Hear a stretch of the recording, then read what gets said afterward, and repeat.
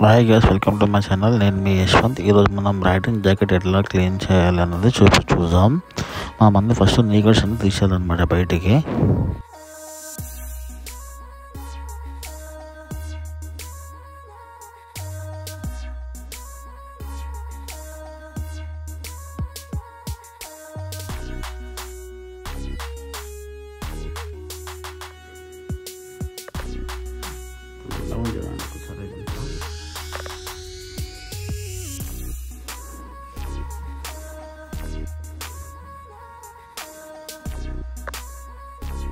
ఇలా వాటర్ తీసుకొని సర్ఫ్ అవన్నీ వేసేయాలన్నమాట.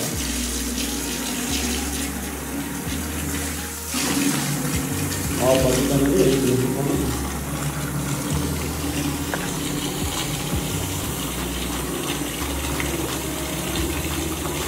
వచ్చేసి బకెట్లు వేసేసి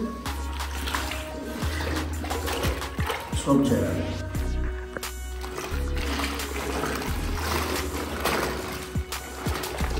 గంట 15 మినిట్స్ పెట్టేసుకుంటా దీన్ని బ్రష్తో చిన్న టేప్ పట్టడం బ్రష్తో లాక్ చేయాలి.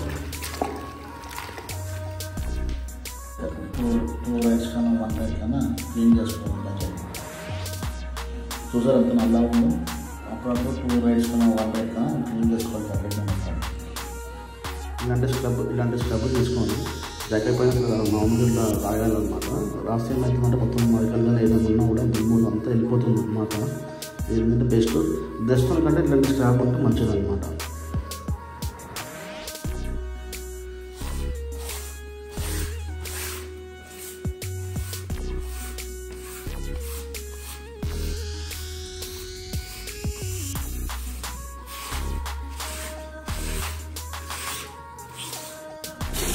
దాని తర్వాత మళ్ళీ వాటర్లో మొత్తం అంతా రాసేసి నీట్గా కట్ చేసినాక వాటర్లో అంతా నీట్గా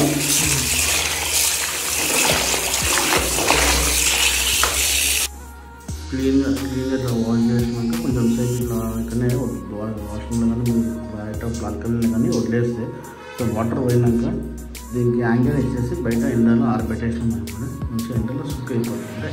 మంచిగా మొత్తం ఏమైనా ఉన్నా కూడా వెళ్ళిపోతుంది. ఎండలో పెడుతుంది.